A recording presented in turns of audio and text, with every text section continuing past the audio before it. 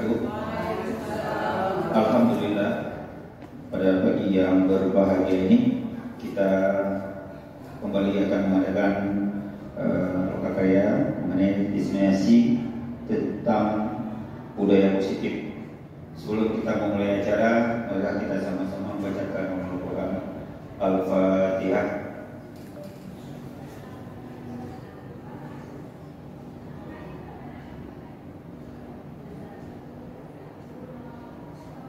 Amin, amin, amin. Selanjutnya, marilah kita semua berdiri menyanyikan lagu Indonesia pada serta kami secara tertib.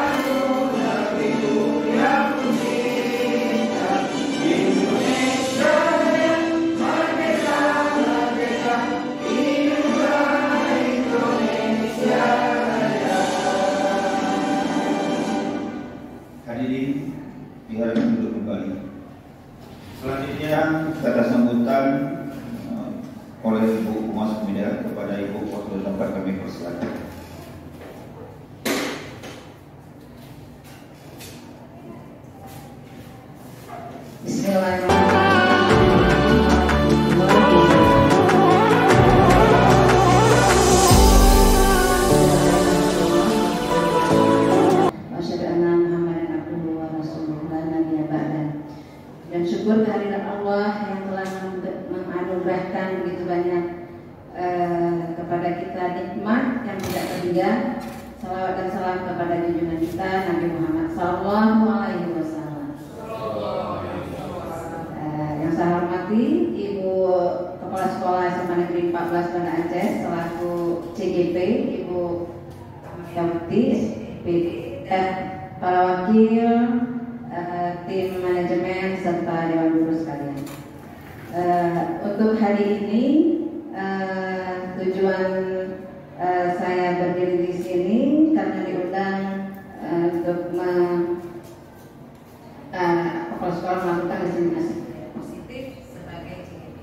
Baiklah, yang ingin saya sampaikan di sini nantinya apa yang kita dapatkan dari diseminasi ini hendaknya kita laksanakan. Itu yang paling utama. Jadi tidak hanya dalam teori, tapi juga dalam pelaksanaan, supaya ada sinkronisasi antara teori ilmu yang kita sudah dapatkan dengan pelaksanaan dan apa yang kita amalkan terhadap diri kita sendiri, terhadap siswa-siswa kita, terhadap lingkungan sekolah kita semua. Jadi Bapak dan Ibu semuanya, budaya positif itu banyak. Dari mulai tujuannya semuanya adalah menegakkan kedisiplinan dalam sebuah organisasi, terutama kita dalam satuan pendidikan kita. Nah, setelah itu, ya, budaya positif itu bisa diterapkan tidak hanya dalam waktu sebulan 2 bulan, tapi kita usahakan untuk seterusnya. Nah, yang paling kita inginkan agar budaya positif ini dapat diterapkan oleh siswa kita, oleh kita sendiri sebagai guru-guru untuk memberi contoh. Jadi dari kita dulu sendiri, ya, kita keluarkan kepada siswa, mereka mencontoh kita tanpa kita harus memarahi, mengancam dan sebagainya. Ya, dengan sendirinya mereka itu melakukan dengan kesadaran. Nah, sehingga terciptalah budaya positif di sekolah ini dalam jangka waktu yang berkesinambungan, tidak hanya hangat-hangat tai ayam. Ya, maksudnya sebentar nanti begitu sedang selesai destinasi mungkin kita merasa semangat, setelah itu kembali ke nol lagi seperti di SPBU. Ya, nah itu tidak kita harapkan. Jadi kita tidak mulai dari nol karena kita sudah belajar. Ya, mungkin sebelum-sebelumnya kita juga sudah mendapat ilmu tentang budaya positif. Sekarang lebih ditekankan lagi melalui diseminasi ini. Kemudian kita implementasikan dalam kehidupan sehari-hari, terutama di baik di sekolah, lingkungan sekolah maupun di rumah. Baik Bapak Ibu sekalian, tanpa memperpanjang mukadimah, kami persilakan Ibu Amaliawati untuk melakukan mempresentasikan tentang budaya positif ini. Terima kasih. Assalamualaikum warahmatullahi wabarakatuh.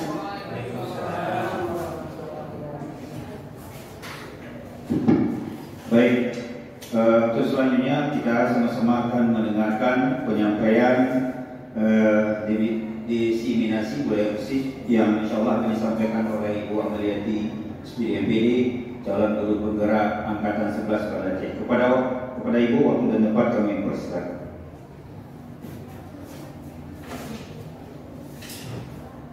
Assalamualaikum warahmatullahi wabarakatuh. Waalaikumsalam. Alhamdulillahirabbil alamin wassalatu wassalamu ala asrofil anbiya'i wal mursalin wa ala alihi washabbihi ajmain. Gimana Ibu? Semangat ya? Semangat. Ya, semangat untuk Qur'an. Bismillah. Mari sama-sama kita semangat sendiri. Semangat kali ya. 1, 2, 3. Semangat Qur'an. Nah, itu pengakuan perubahan. Ibu bapak sekalian, pada hari ini saya akan diseminasi budaya positif. Pada hari ini, ya, kita lihat dulu apa sebenarnya pentingnya itu menciptakan suasana positif di sekolah kita. Nah, jadi kita lihat dulu konsep inti budaya positif. Nah, ini selama beberapa jam, ya 1 jam mungkin 60 menit kita akan melihat konsep inti budaya positif ini, yaitu pertama perubahan paradigma belajar, kemudian disiplin positif, nilai-nilai kebajikan, kemudian kebutuhan dasar manusia, motivasi, posisi kontrol, keyakinan kelas, segitiga diskusi. Kemudian saya lihat apa itu yang dinamakan dengan pembelajaran paradigma baru. Nah, pembelajaran paradigma baru ini merupakan pembelajaran yang dirancang berdasarkan prinsip pembelajaran berdiferensiasi. Nah, sehingga peserta didik belajar sesuai dengan kebutuhan berdasarkan tahap perkembangan sesuai teori psikologi modern untuk mewujudkan profil Pancasila. Nah, di sini kita lihat kita sering ya belajar Pancasila itu untuk profil Pancasila itu kan hafal sama kita. Ada pertama itu beriman bertakwa kepada Tuhan Yang Maha Esa, berakhlak mulia, berkepribadian global, berkebinekaan global, gotong royong, kreatif, berdampak kritis, mandiri. Nah, kemudian kita lihat apa itu disiplin positif. Nah, disiplin positif itu suatu cara penerapan disiplin yang mengajarkan murid bertanggung jawab dan menumbuhkan kesadaran diri berdasarkan nilai-nilai kebajikan. Kemudian disiplin positif juga bisa dikatakan itu sebagai lebih ke arah ya disiplin diri yang dapat mengontrol diri dalam melakukan segala tindakan. Kemudian disiplin diri ini sebenarnya untuk apa ya? Ini yang paling penting ya. Disiplin diri itu dapat membuat murid memahami dan menyadari berdasarkan motivasi internal, bukan akibat paksaan, bukan ujian ataupun hukuman. Itu adalah disiplin positif. Itu disiplin positif yang sebenarnya tujuannya ya. Jadi dia menyadari, membuat kesadaran untuk menumbuhkan motivasi internal dari dirinya. Lalu ada dinamakan motivasi perilaku manusia. Jadi kita membuat sesuatu itu ada motivasinya masing-masing kita sebagai manusia ini ya. Pertama mungkin untuk menghindari ketidaknyamanan atau hukuman, itu biasa ya. Kemudian untuk mendapatkan imbalan atau penghargaan dari orang lain. Kemudian untuk menjadi orang yang mereka inginkan dan menghargai diri sendiri dengan nilai-nilai yang mereka percaya. Nah, jadi bisa jadi karena tidak nyaman ya, ada aturan tidak nyaman kita laksanakan. Kemudian bisa jadi ada imbalan keadaan, nanti dikasih hadiah oleh guru. Nah, dia melakukan itu ya, itu manusia ya kita. Kemudian bisa jadi menjadi orang yang mereka inginkan, keinginan sendiri. Nah, untuk menghargai diri sendiri, itu motivasi yang bagus ya. Nah, untuk perilaku manusia. Nah, kemudian kita lihat dulu apa artinya ada kita sering ada hukuman, ada konsekuensi, ada restitusi. Apa beda antara hukuman, konsekuensi, restitusi? Nah, hukuman itu biasanya tidak terencana. Ya, tidak terencana hukuman. Tiba-tiba. Nah, itu hukuman. Atau murid tidak tahu apa yang akan terjadi. Itu mereka tidak dilibatkan. Nah, kemudian bersifat satu arah. Nanti kita ada contohnya. Nanti saya kasih teori dulu ya. Nah, pengertian dulu. Nah, apa hukuman?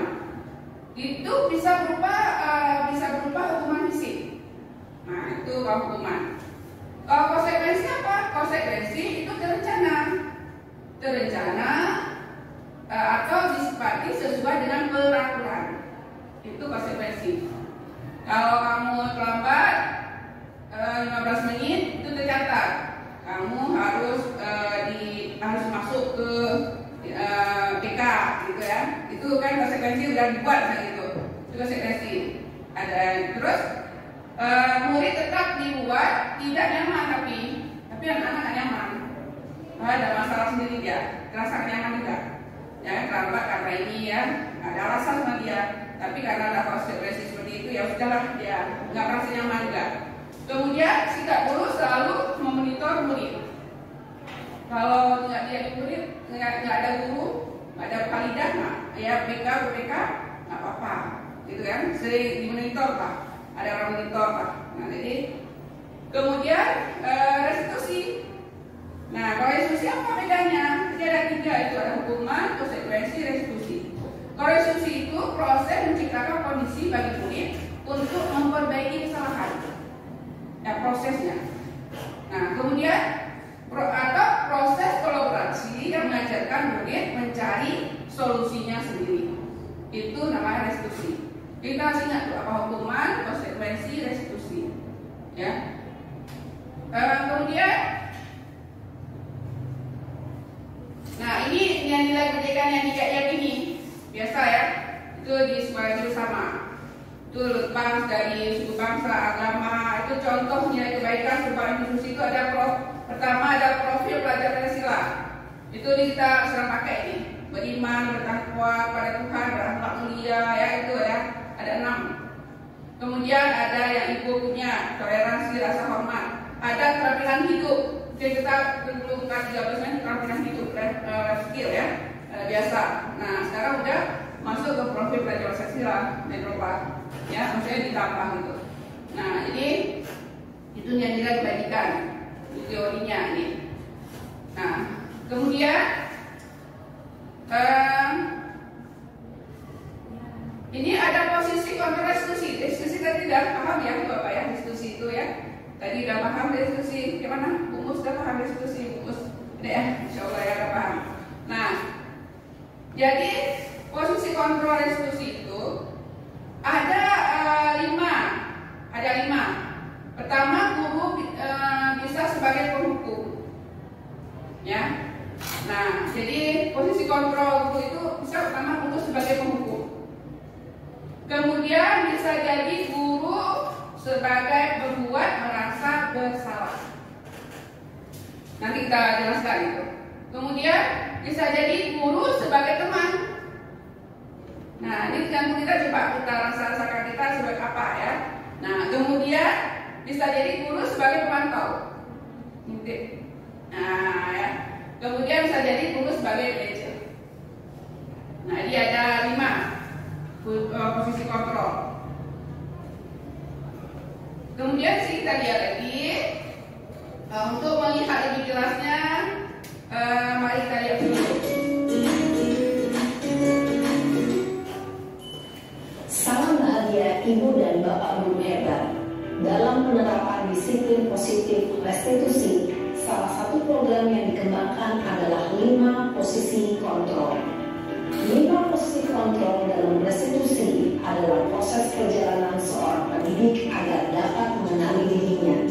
Pada video kali ini, kita akan membahas tentang 5 posisi kontrol yang dikembangkan oleh Diane Dawson dan contoh penerapannya.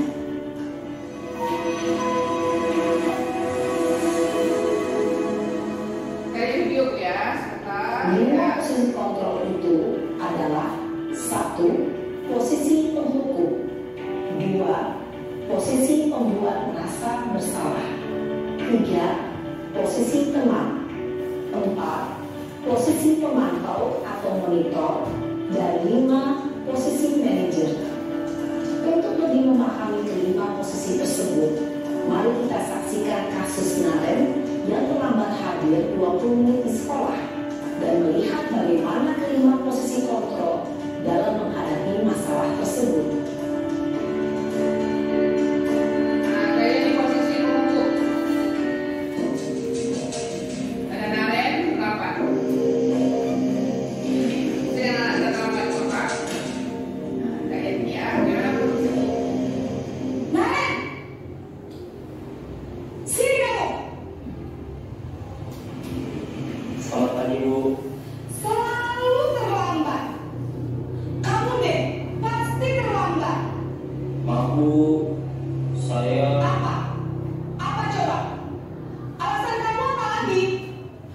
Kapan sih kamu tidak terlambat? Malas sekali ya kamu jadi anak. saya Dasar pemalas. Gak kapok-kapok sih kamu. Sudah berapa kali terlambat? Sana, kamu keliling lapangan basket 2 kali. kenapa saya harus keliling lapangan basket Bu? Kenapa? Kamu melawan ibu. Berani-beraninya jawab. Sudah terlambat, masih berani jawab pula. Sekarang, keliling lapangan basket 5 kali sekalian. Biar kapok. Cepat. Pergi sana ke lapangan basket. Nah, dengan sedih dia bergerak. Posisi penghukum biasanya berbicara dengan nada tinggi, menghardik, menunjuk-nunjuk, menyakiti, dan menyindir. Hukuman bisa berupa fisik maupun psikis. Ibu dan Bapak Guru hebat, dampak yang terjadi pada murid ketika guru berada pada posisi penghukum adalah murid cenderung akan memberontak, bahkan menyimpan dendam.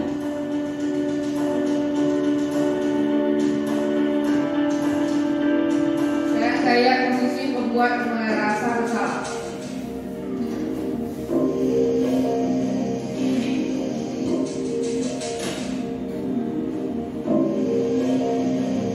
Naren!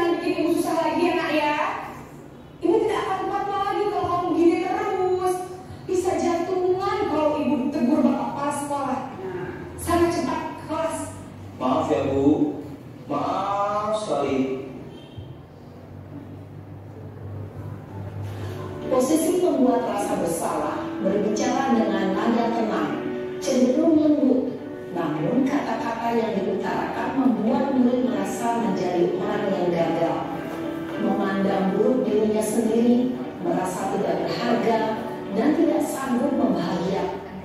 Nah, ini ya, membuat merasa bersalah. Jadi suara kita cenderung melembut ya. Kemudian tenang, lalu kata-kata menyenangkan murid.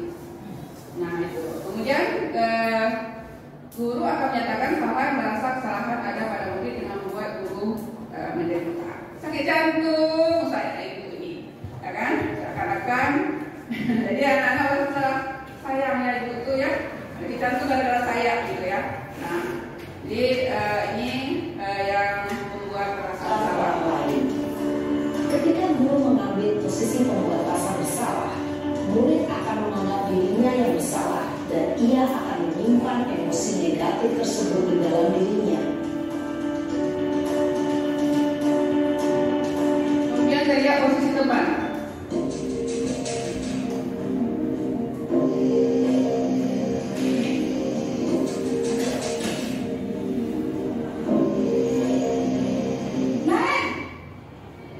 Panggilan tetap keras. Jadi dengar. Wah, sudah jam berapa ini, Nak? Terlambat lagi ya, sayang? Iya Bu, habis ibu saya lupa bangunkan saya Bu. Kamu malah menyalahkan ibu kamu. Kamu bukannya anak yang hatinya paling kencang. Kok terlambat sih?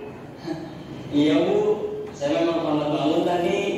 Jadi biarpun saya lagi kencang, tetap gak kencang Bu. Ya sudah sana, nanti lain kali larinya lebih kencang lagi ya. Biar gak terlambat lagi. Bikin senang ibu demi ibu. Bisa kan? Ini kata-kata. Bisa Bu. Ya sudah sana masuk kelas. Ibu beresin urusan absen kamu. Kamu ini ada-ada saja. Dalam posisi teman, guru berbicara dengan nada suara ramah, akrab, cenderung bersenda gurau untuk menjaga suasana tetap santai. Murid akan merasa senang, aman, dan akrab dengan guru. Identitas yang tercipta adalah identitas sukses atau berhasil. Namun, perlu diingat, karena ini masih dorongan eksternal, maka ada faktor ketergantungan dari murid kepada orang tertentu. Di sini, guru absennya, sehingga di lain waktu, murid bisa berperilaku baik, namun hanya kepada orang-orang tertentu saja. Sekarang kita lihat posisi pemantau, monitor.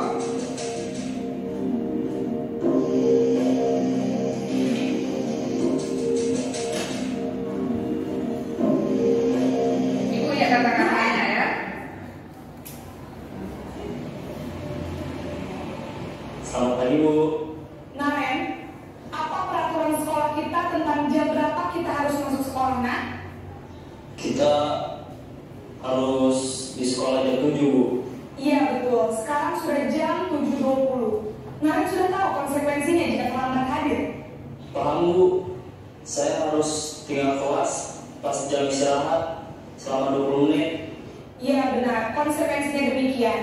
Jadi nanti jam 9.30 pas istirahat, kamu harus tinggal di kelas, kerjakan tugas tambahan untuk ketertinggalan kamu, ya?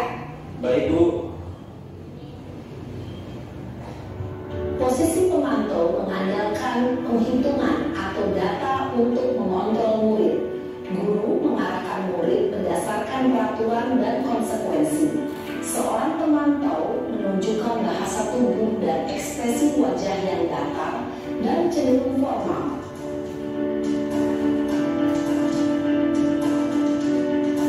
Nah, sekarang kita lihat posisi manajer.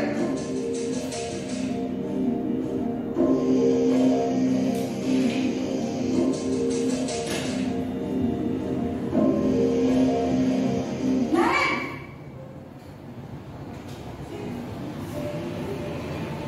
Selamat pagi Bu. Selamat pagi, Naren. Maaf Bu, saya terlambat. Iya, sekolah masuknya jam 7, sekarang sudah jam 7.20. Jadi sekarang bagaimana ini, Naren? Maaf Bu, saya lupa setel alarm saya semalam. Baiklah, menurut kamu, keyakinan sekolah yang mana yang perlu kamu tingkatkan? Menghargai diri sendiri dan orang lain mungkin ya Bu. Setuju. Jadi, apakah Naren meyakini prinsip saling menghormati tersebut? Iya Bu, saya meyakininya. Apakah Naren bersedia memperbaiki masalah keterlambatan ini?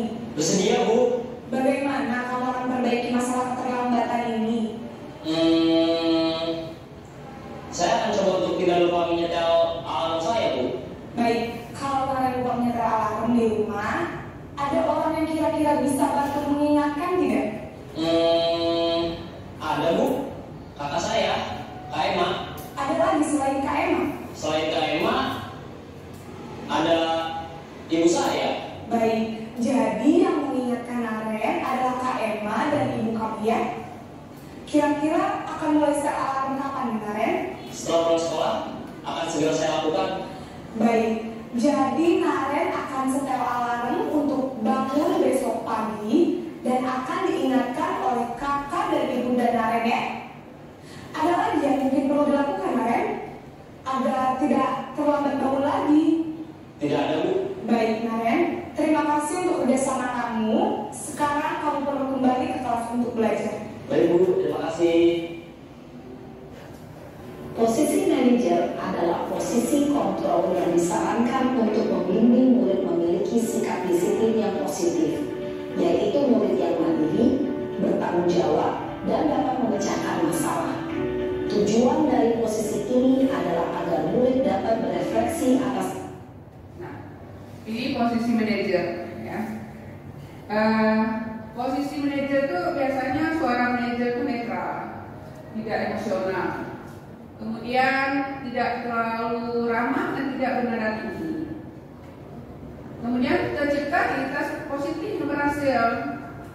Nah, guru akan dengan tulus mengajukan pertanyaan-pertanyaan bermakna. Lalu guru membimbing murid untuk memecahkan masalah secara mandiri. Apa tujuannya di posisi ini? Agar murid dapat berefleksi atas tindakannya. Nah, ini yang posisi manajer. Ya. Siapa yang menjadi manajer? Kita semua. Ya, bukan kepala sekolah manajer.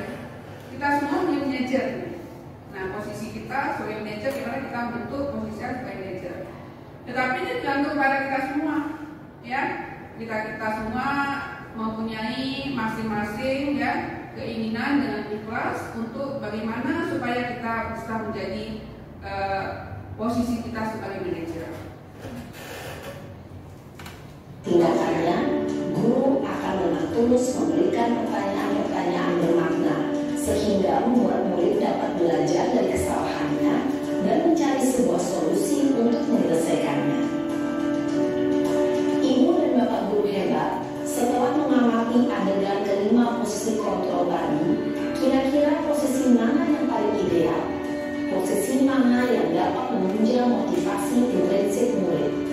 Ya, tentu posisi manajer.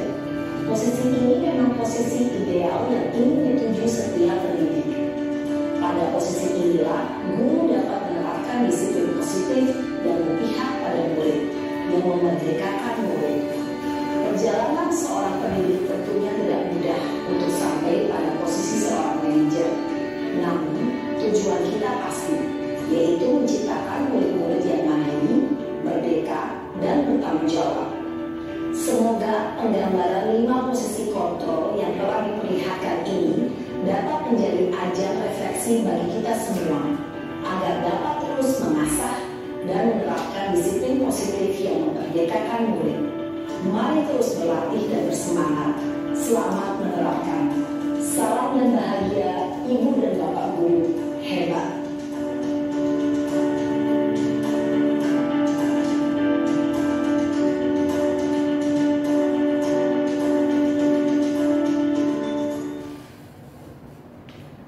Nah, Bapak ya, kita udah melihat video ya, bagaimana ya kan posisi kontrol kita. Nah, ini kalau kita lihat ini contoh penerapan fungsi kontrol guru misalkan ini. Ini misalnya tadi kan kita tonton ya, kita tahu ada posisi penghukum, ada posisi apa aja, Walidah? Ada posisi penghukum, ada posisi buat merasa bersalah, teman, posisi mantau, ya posisi belajar. Nah itu. Nah di sini kita lihat, coba kita lihat, ya. Misal kasusnya siswa sering terlambat datang sekolah, lari ke lapangan selama 3 putaran. Itu termasuk sebagai apa? Penghukum ya. Ya, lari tiba-tiba. Kenapa kita ambil itu sebagai penghukum? Kenapa? Kenapa ini sebagai penghukum? Lari ke lapangan selama 3 putaran. Tiba-tiba sepihak. Iya, sepihak. Hanya dari guru itu. Kamu lari seperti tadi ya. Dia bantah, lari 5 kali. Ya gitu kan. Jadi itu sebagai penghukum. Nah, tambah lagi oleh bantah. Kemudian berapa kali ibu bapak harus memberitahukan kamu? Kamu selalu mengecewakan ibu dan bapak. Nah, ibu atau bapak ya. Nah, berapa kali ibu harus memberitahukan kamu? Kamu selalu mengecewakan ibu. Nah, itu sebagai pembuat rasa bersalah. Karena dia merasa itu saya berdosa ya. Nah, ini ibu ya dan guru. Nah, saya udah salah nih, rasa bersalah. Kemudian bisa jadi ya ada kasus misalkan ya ini. Nah, siswa sering terlambat datang sekolah. Ada pertanyaan seperti ini. Apakah kamu tahu kesalahan apa? Kesalahan kamu? Dan dia tanya itu kan, terus ya. Kira-kira bagaimana kamu akan perbaiki kesalahan kamu? Nah itu. Jadi itu posisi sebagai manajer ya. Manajer.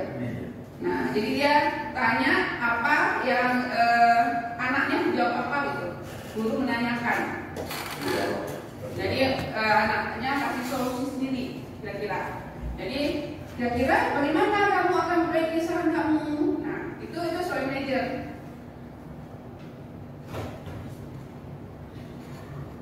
Nah kemudian, posisi restitusi ya, fungsi kontrol restitusi itu guru berperan dalam mewujudkan kebenduan keyakinan sekolah atau kelas dengan adanya kesepakatan antara guru dan murid. Itu keyakinan kelas ya, atau keyakinan sekolah. Nah kita masuk ke keyakinan sekolah. Tadi kita udah tahu tuh ya perbedaannya. Sekarang kita masuk ke keyakinan. Biasanya namanya kesepakatan. Tapi sekarang di ini ya dipopuler dengan keyakinan kelas, nah atau keyakinan sekolah. Nah apa beda antara peraturan dan keyakinan? Keyakinan yang disepakati bersama. Ya keyakinan disepakati bersama. Peraturan yang dibuat sekolah. Peraturan yang dibuat sekolah. Nah peraturan yang dibuat sekolah yang lain ada nggak? Apa bedanya antara peraturan dengan keyakinan atau kesepakatan? Kalau keyakinan Bu, kita yakin bahwa Tuhan yang Maha Esa sebelum belajar kita akan membaca doa dulu, itu keyakinan dilakukan. Kalau peraturan memang itu ada dua pihak, sekolah. Oh gitu. Ya sendiri ya keyakinan beragama ya kan, ketakwaan, profil belajar Pancasila bagus ya Ibu Anida, Ibu ini ya Putri. Nah luar biasa jawabannya. Nah di sini apa bedanya kalau peraturan dengan keyakinan? Nah itu kalau peraturan itu seperti tadi ya sebelah pihak ya seperti ini sebelah pihak. Nah kalau keyakinan itu dibuat secara bersama-sama dan cara buatnya itu ada yang nantinya akan dijelaskan selanjutnya. Nah jadi keyakinan sekolah atau kelas berupaya menyatakan universal yang mudah diingat dan dipahami dan harus diterapkan di lingkungan sekolah atau di dalam kelas. Nah, jadi gunanya apa? Guru peran di sini untuk mewujudkan terbentuknya keyakinan sekolah atau kelas dengan kesepakatan antara guru dan murid. Ini Fani bagian siswaan, kita apa ada, nanti kita akan buat seperti itu, ya, insya Allah. Kemudian kita lihat lagi. Nah, ini pembentukan keyakinan kelas itu di mana sebenarnya? Ya, itu bersifat abstrak. Apa abstrak? Kalimat itu bersifat abstrak. Ya, jangan langsung dilarang buang sampah di kelas. Itu apa artinya? Itu peraturan. Peraturan dilarang buang sampah di kelas dirubah menjadi sesuatu abstrak. Ya buanglah sampah pada tempatnya. Nah, itu. Jadi membuang sampah pada tempatnya itu positif. Jadi nggak ada dilarang, itu peraturan. Nah, jadi menggunakan kalimat yang positif. Nah, jadi dibuat dalam pernyataan positif. Sedikit saja ada menjadinya. Jadi jangan panjang-panjang. Kalau kita buat keyakinan kelas, ya silakan bawa kasih tahu anak-anak. Mari kita buat keyakinan kelas. Anak-anak bilang tidak boleh ini, tidak boleh itu, jangan ini, jangan itu. Tulis saja Bapak. Setelah itu langkah kedua, baru kita buat positifnya. Nah, kata-kata ya positif.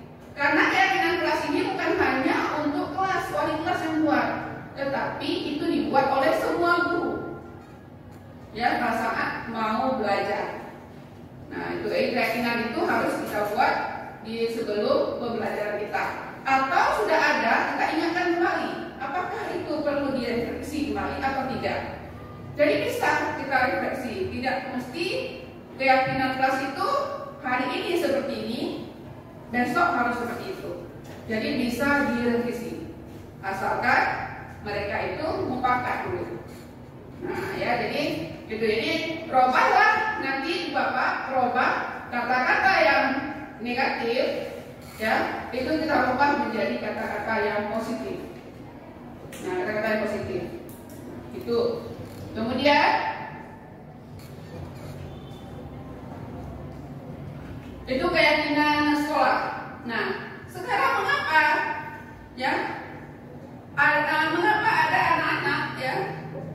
Apa ya? Ini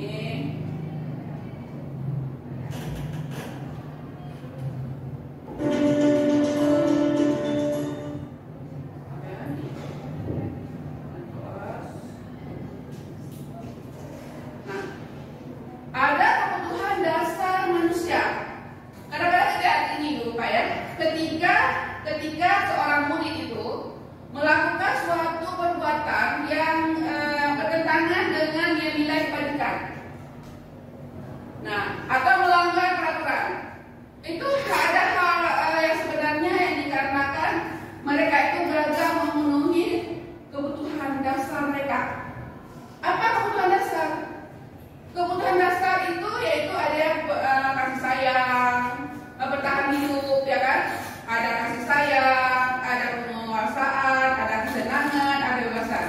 Mungkin anak-anak kita di sekolah, yang kelas, kenapa dia asik lari sana, lari sini? Nah, itu karena dia harus melepaskan, dia mencari kesenangan.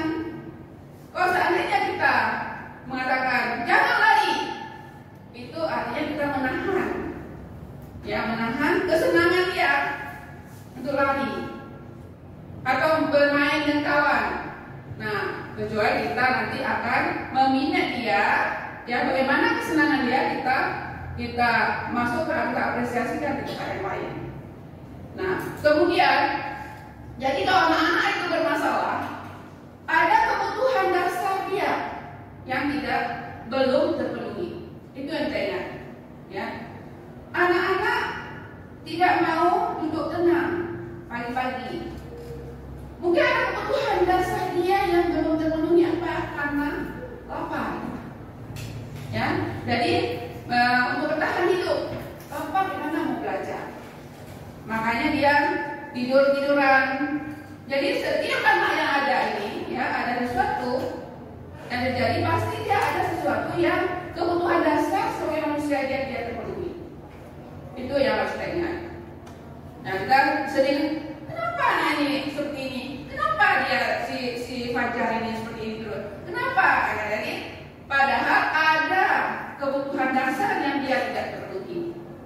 Nah, itu yang harus kita pahami. Nah, apa kebutuhan dasarnya? Ya, kebutuhan dasarnya itu ada 5 kebutuhan dasar. Pertama, kebutuhan untuk bertahan hidup, makan, minum. Gimana kalau dia mau belajar? Makanan jajannya tidak ada. Nah, kemudian tempat tinggal, keamanan, ya. Lalu kedua, kasih sayang dan rasa terima. Dan anak kita merasa di rumah tidak ada rasa kasih sayang. Kemudian dia cari perhatian untuk dapat kasih sayang kepada kita.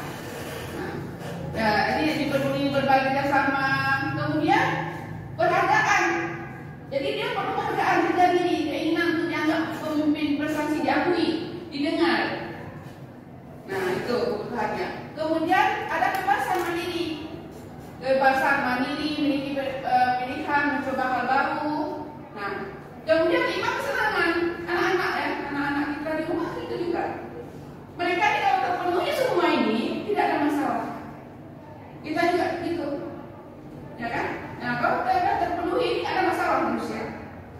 Ya, kita tanamkan bahwa kalau kita melihat anak yang bermasalah itu, berarti ini ada kebutuhan dia, ada 5 kebutuhan, salah satu dia tidak terpenuhi atau yang mana sebenarnya dia mencari, ya kan? Nah, itu yang harus kita pahami.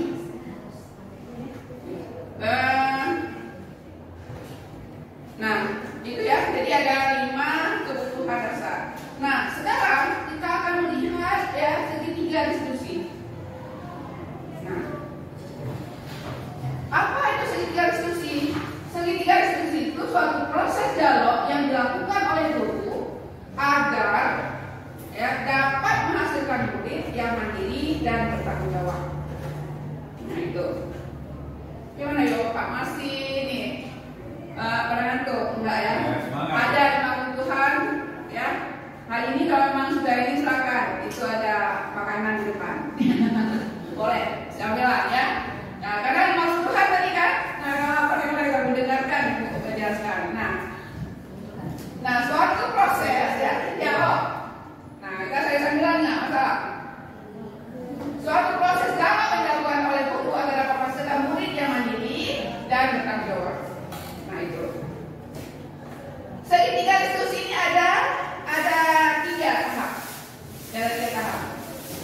Nanti kita lihat, coba kita lihat videonya lebih jelas, ya. Kalau lihat video lebih jelas. Jadi ini ada menstabilitas, ada validasi tindakan yang salah, ada menyanyikan keyakinan.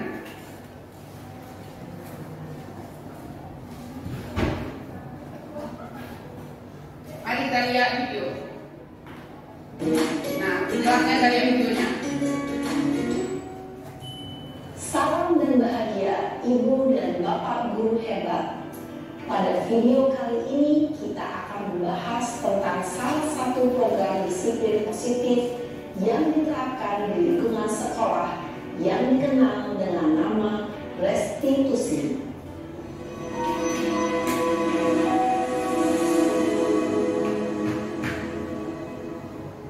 Restitusi dikembangkan oleh pakar pendidikan Diane Gosson, berlandaskan pada teori kontrol Dr. William Glasser.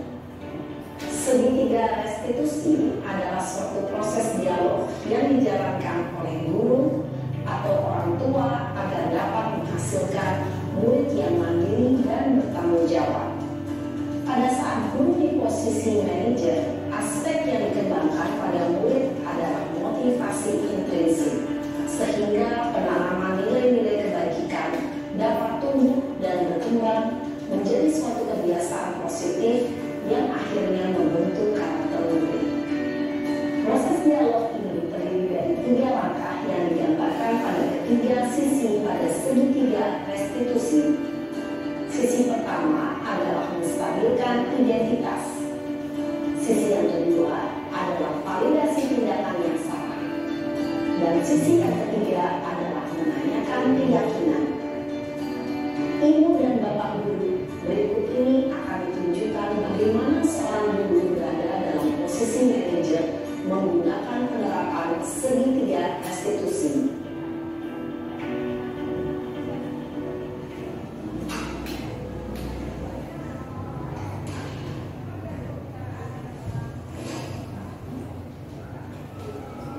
Siang Sarah.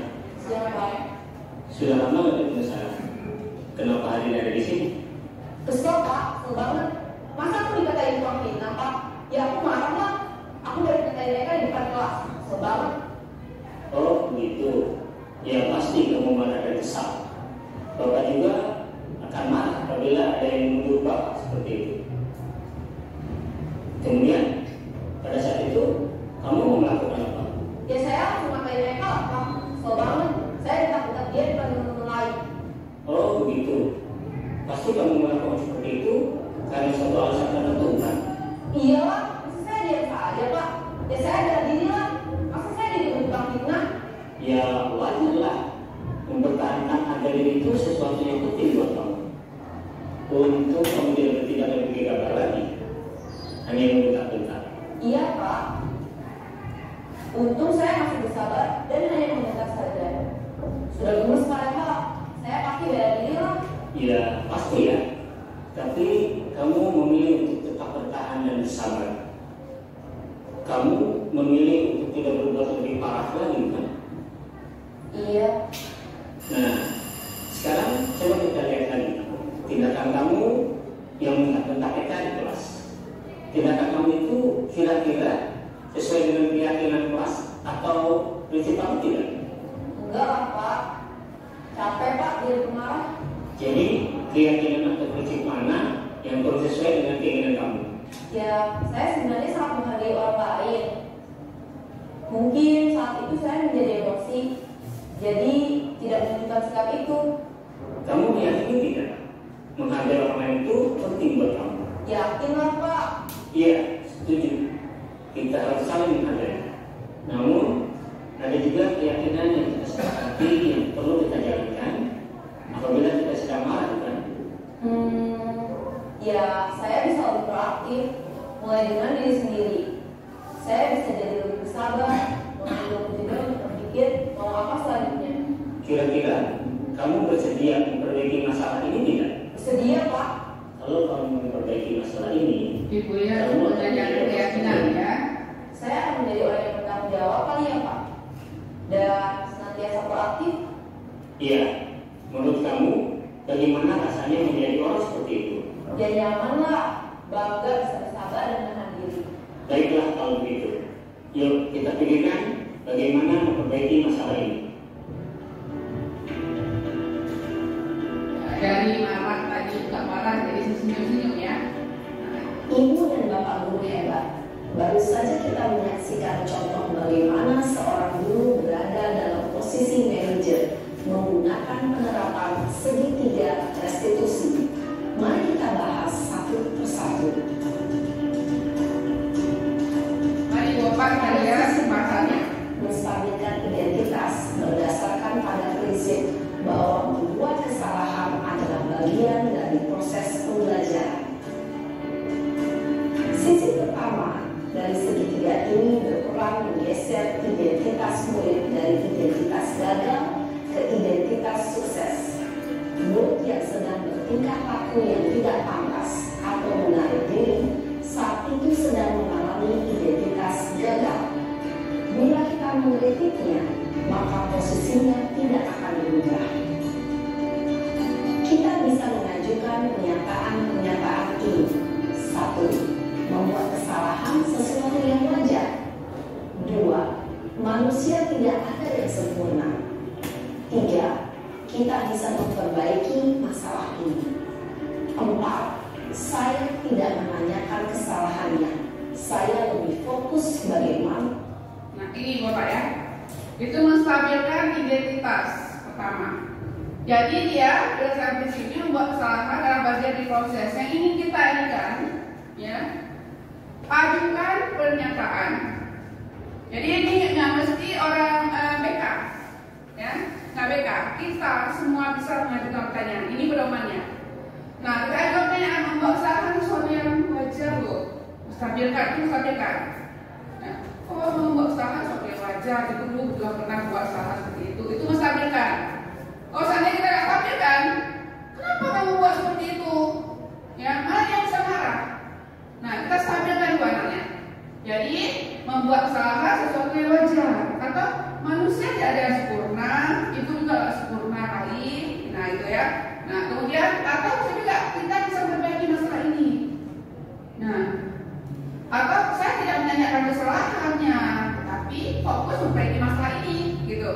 kata-kata, ya kata-kata yang bisa kita gunakan untuk menstabilkan identitas.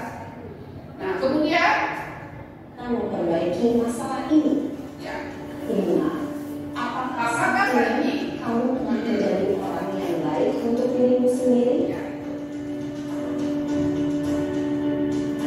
Pada sisi kedua, validasi tindakan yang salah berlandaskan pada prinsip bahwa setiap perilaku berupaya memenuhi suatu kebutuhan tertentu. Guru yang telah memahami teori kontrol akan bergeser dari pemikiran stimulus respon menjadi proaktif dan mencoba untuk mengenali tujuan dari perilaku murid, mengenali dan mengakui kebutuhan murid ini dapat memperbaiki hubungan dengan murid tersebut. Pernyataan atau pertanyaan bisa disampaikan dengan nada suara tidak menghakimi atau memojokkan, sehingga dapat mengembalikan murid pada posisi positif. 1. Kamu bisa saja bertindak lebih gegabah lagi dari ini. 2. Kamu bukan melakukannya tanpa suatu alasan tertentu. 3. Kamu melakukannya karena mempertahankan sesuatu yang penting bagimu. 4. Mungkin kamu bisa mempelajari suatu perilaku baru yang lebih efektif. nah Bapaknya, jadi kita validasi tindakan yang salah. Jadi saya harapkan setelah ini kita bisa lakukan itu sendiri nanti, ya. Jadi segitiga diskusi itu salah satu solusi yang untuk memecahkan masalah anak kita. Nah, jadi validasi tindakan yang salah itu beragam setiap pelaku berupaya memenuhi suatu kebutuhan tertentu. Seperti saya katakan tadi, ada kebutuhan dia, ya, kebutuhan dia yang mana tadi? Kebutuhan perlu untuk apa? Kebutuhan ini. Kalau kira kebutuhan apa tadi? Yang anak tadi itu dia kebutuhan apa? Anak tidak ini? Hah? Ya, ada 5 ya kebutuhan kan? Kebutuhan apa? Ya kan? Dari dia. Nah, jadi di sini guru bisa bergeser dari pemikiran stimulus respon menjadi proaktif. Kemudian mengenali dan mengakui kebutuhan murid itu dapat memperbaiki hubungan dengan murid. Jadi pernyataan atau pertanyaan sampai dengan nada suara tidak menghakimi atau memojokkan. Ini yang penting, ajukan pernyataan ini yang harus kita ingat. Kalau kita mau melakukan ini, ya kira-kira ya seperti ini kira-kira. Kamu bisa saja bertindak lebih gegabah ya, kayak gitu ya. Nah, atau kamu bukan melakukan tanpa suatu alasan tertentu, pasti ada alasan, semua ada alasan kalau membuat. Nah itu. Kemudian kamu melakukan karena ada sesuatu yang penting bagimu. Nah, pada diri ya tadi kan. Kemudian mungkin kamu bisa belajar suatu perilaku baru yang lebih efektif sedia kamu pelajarinya, gitu.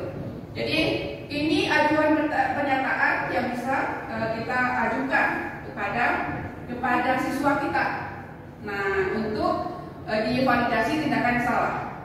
Tadi menstabilkan, terus kita validasi tindakan yang salah. Nah, setelah ini baru kita masuk. Kamu mempelajarinya. Selanjutnya kita akan simak sisi terakhir, yaitu menanyakan keyakinan. Teori kontrol menyatakan bahwa pada dasarnya kita termotivasi secara intrinsik. Pada saat perilaku yang salah telah divalidasi dan identitas sukses telah stabil, maka murid telah siap mengaitkan keyakinan-keyakinannya dengan tindakannya yang salah, dan pemikirannya telah bergeser ingin menjadi orang yang dituju. Pertanyaan-pertanyaan ini dapat mengaitkan keyakinan-keyakinan yang diambil murid. 1. Sebagai keluarga atau kelas, apa yang kita yakini? 2. Nilai-nilai apa yang telah kita sepakati? 3. Seperti apa gambaran sebuah kelas yang ideal bagi kamu? 4. Kamu ingin menjadi orang seperti apa? Nah ini, ya, menanyakan keyakinan.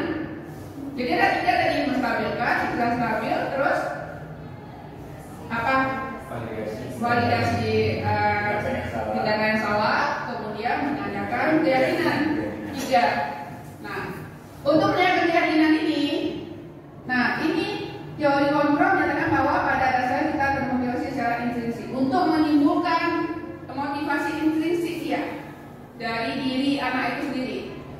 Sehingga saat perilaku telah divalidasi dan identitas sukses sudah stabil, maka murid telah siap mengaitkan keyakinannya dengan tindakan yang salah.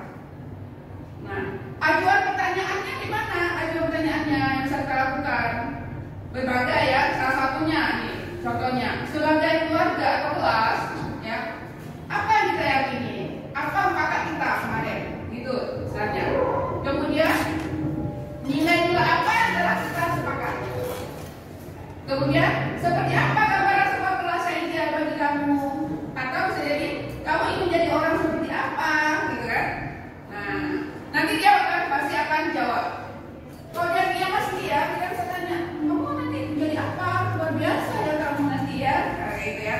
Jadi di sini ya, ini bisa sebagai ajuan pertanyaan yang bisa kita tanyakan.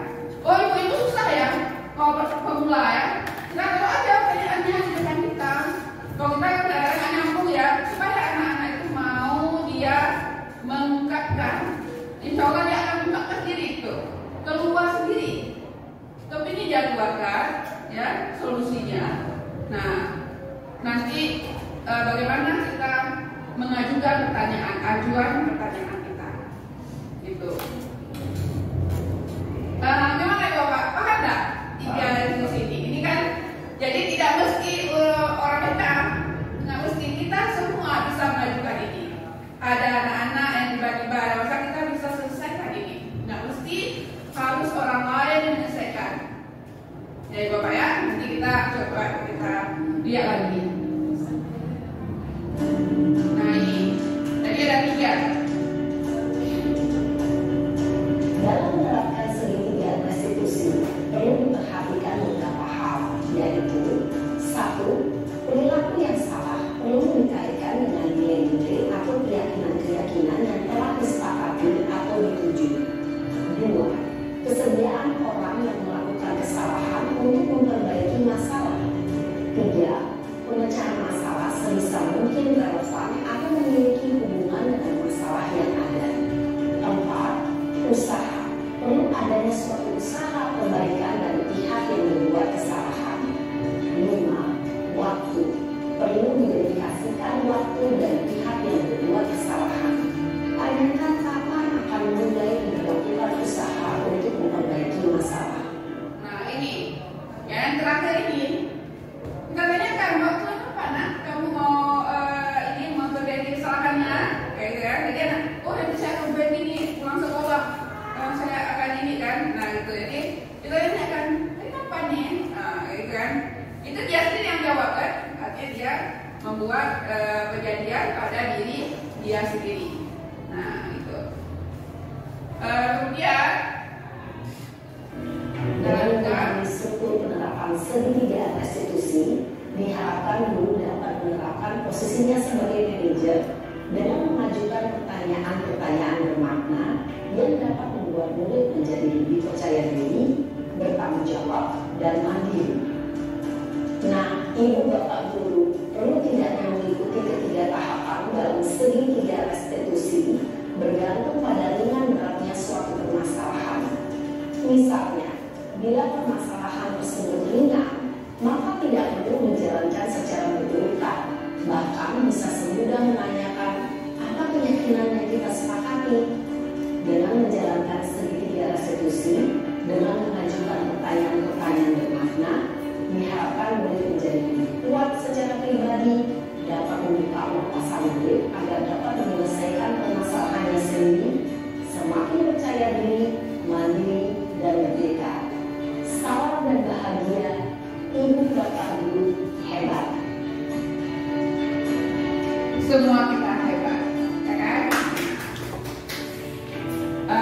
Bapak sekalian, kita akan melihat kelanjutannya, ya. Kita akan lihat kasus nih. Nah, ini yang bagian terakhir nih, lihat kasus ya. Kasus pertama, ini ya kasus. Bahkan bisa semudah menanyakan apa keyakinan yang kita sepakati dengan menjalankan sedikit. Ini kasus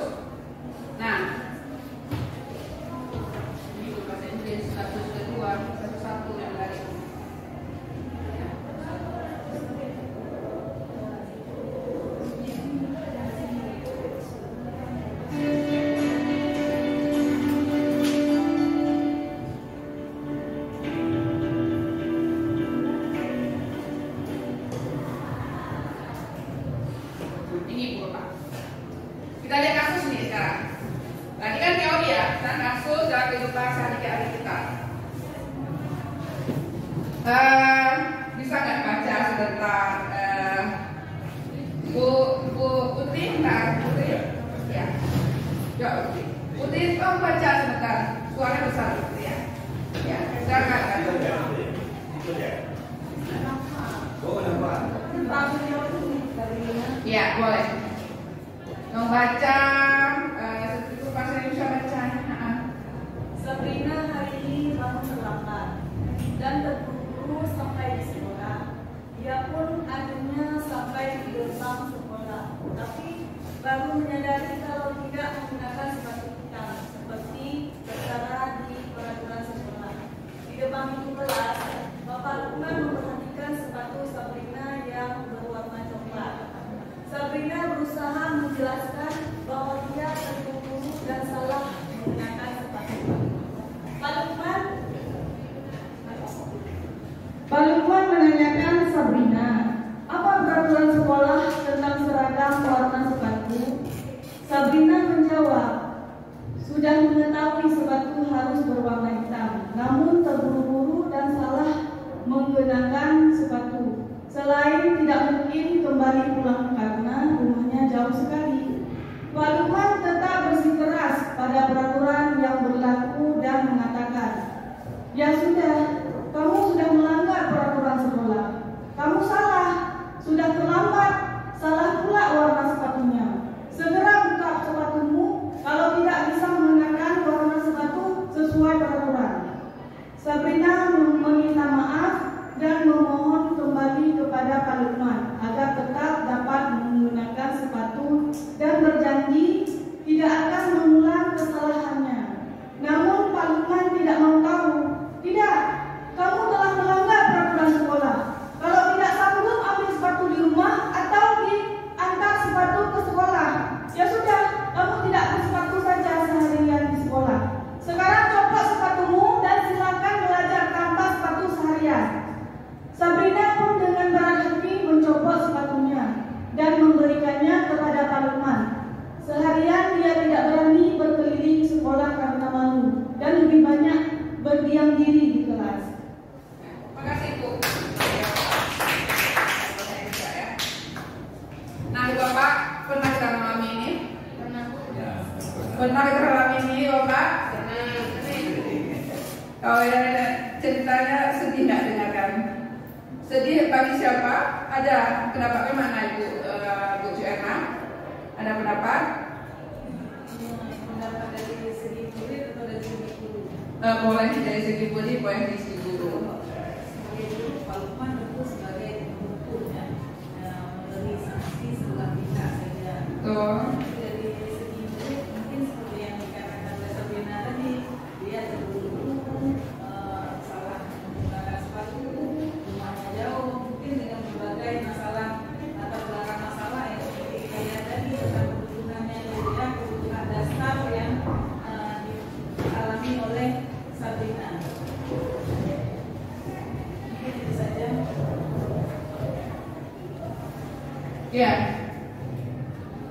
luar biasa Ibu Ima ya. Kita pernah nggak ngalamin Ibu Ima? Pernah ya? Ya, ada anak-anak ya Pak Lukman nih, nggak apa-apa nih enggak ya? Apa-apa nih ya, enggak ya? Ini Pak Lukman. Saya Pak Lukman sekali ya, nggak sakit Pak Lukman. Jadi di sini kita lihat. Coba Bapak lihat ya. Betul kata Bu Erna, dari segi itu Pak Lukman ini sebagai penghukum ya. Kan ada 5 tadi ya. Nah ini Pak Lukmannya kita itu dia posisi kontrol dia itu sikap dia sebagai penghukum ya. Penghukum. Bagus nggak sebagai penghukum Bapak? Ya kurang ya. Nah kurang ini. Nah jadi kita lihat kalau sebagai penghukum apa indikatornya? Siapa yang bisa katakan? Apa indikatornya sehingga dikatakan Pak Lukman itu penghukum? Boleh Pak, boleh lihat dari segi kata-katanya ya. Gimana? Sebagai penghukum indikatornya gimana? Saya lihat indikator dari Pak Lukman dia mengikuti aturan yang sudah ditentukan. Karena aturan sekolah di sini disebut sekolah wajib putih hitam. Sementara Sabrina memakai sepatu warna coklat. Jadi artinya ada pelanggaran yang dilakukan oleh Sabrina. Jadi dari pemikiran Pak Lukman, dia sudah melanggar. Jadi aturan yang ditegakkan oleh Pak Lukman, karena itu aturan yang ditegakkan. Aturan yang sudah dibuat. Betul. Jadi karena poin itu yang dia jabarkan di pelaksanaan di hari-hari. Itu kemarin desain. Betul, bagus ya. Jadi indikatornya Pak Lukman dia buatnya apa? Dia melaksanakan aturan sekolah, gitu. Melaksanakan aturan sekolah. Jadi aturan ini nggak akan terlaksana kalau nggak tegas, gitu ya. Indikatornya kan, kalau nggak tegas ini nggak akan terlaksana ya anak-anak, gitu. Nah, ini harus laksana aturan. Nah, itu. Jadi di sini kalau seandainya Pak Lukman ini itu sebagai posisi seorang manajer, ya, sebagai manajer, ya, itu akan apa yang akan dikatakan oleh Pak Lukman itu? Pertanyaan sebenarnya apakah yang akan disampaikan oleh Pak Lukman? Ini kita melihat itu, gimana? Apakah kamu tahu kesalahan kamu? Kan kalau dia sebagai manajer, terus bagaimana cara memperbaiki? Bagaimana cara kamu untuk memperbaiki kesalahan kamu? Jadi kalau dia sebagai manajer kan posisi. Ya. Jadi dia tanya dulu, tahu nggak salahnya di mana? Terus gimana ya ke depan memperbaiki kesalahan kamu? Kan posisi manajer. Iya, betul. Gimana? Bagus. Bisa kita buat segitiga diskusi kan? Iya. Nah, gimana? Bu Joanna benar ada satu yang belum terikut ke situ. Kira-kira gimana yang bagian yang mana?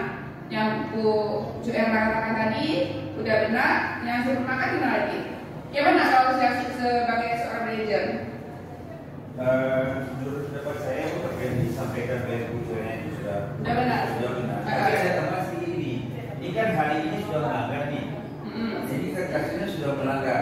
Bagaimana kasus ini disepakati? Misalnya ini sepatunya kan warnanya salah nih. Dalam kasus ini sepatu yang salah. Bagaimana kebijakan antara Pak Lukman dengan Sabrina? Si Sabrina tetap pakai sepatu. Aturan dijalankan. Nah, misalnya kalau pendapat saya ada konsekuensi, kamu hari ini saya maafkan karena kamu mungkin terlupakan. Ya, jadi kan artinya manajer ini menginclude dari semua, dari hukum, kawan, itu manajer sebenarnya. Manajer ini bisa memberi hukuman, bisa menjadi teman, ya, dan bisa menjadi motivator. Nah, ini anak sudah salah. Kalau dia memberi sanksi kepada anak, anaknya malu. Bukan suatu malu dia. Di kasus ini kan si Sabrina nggak keluar ini, nggak keluar di kelas. Nah, dari dia sebagai manajer memaafkan dan dia menjabarkan bahwa Sabrina ini memang sudah lupa. Jadi ada bantuan-bantuan yang diberikan supaya si anak tidak malu. Nah, tapi kalau dia sebagai bungkus dari pesawat, ya aku udah. Iya, betul. Terus benar dikatakan Pak Afani, Bu Cerna juga, Bu Cerna sudah luar biasa, Pak Afani juga ya, Pak Afani. Tinggal kalau manajer itu berarti kita menanyakan yang bagian terakhir apa institusi bagian terakhir? Apa institusi bagian terakhir Bapak? Keyakinan. Keyakinan di mana? Ini Sabrina melanggarnya, kayak gitu ya. Nah, kira-kira gimana solusinya? Sabrina, bagaimana dengan waktu yang akan datang? Kira-kira Sabrina besok gimana? Gitu kan waktu ya kita tanya kan. Nah, tinggal apa itu aja Bu Joanna. Ya, jadi sini kita harapkan kita melakukan manajer itu melakukan segitiga diskusi itu dengan berpihak kepada siswa, ya, itu manajer ya. Jadi 5 kebutuhan. Ini anak ini ada kebutuhan tadi, kena buru-buru dia, ya. Buru-buru, dan dia nggak sempat. Sabrinanya salah ambil sepatu, ada salah ambil sepatu. Jadi jangan kita menghukum, kan itu kita menghukum ya. Pokoknya nggak bisa seperti ini. Padahal dia ada kebutuhan dia kepingin belajar kan itu. Nah, kayak 5 kebutuhan tadi. Kenapa dia pergi sekolah? Karena dia perlu untuk belajar. Dia tahu bahwa saya harus belajar nih. Nah,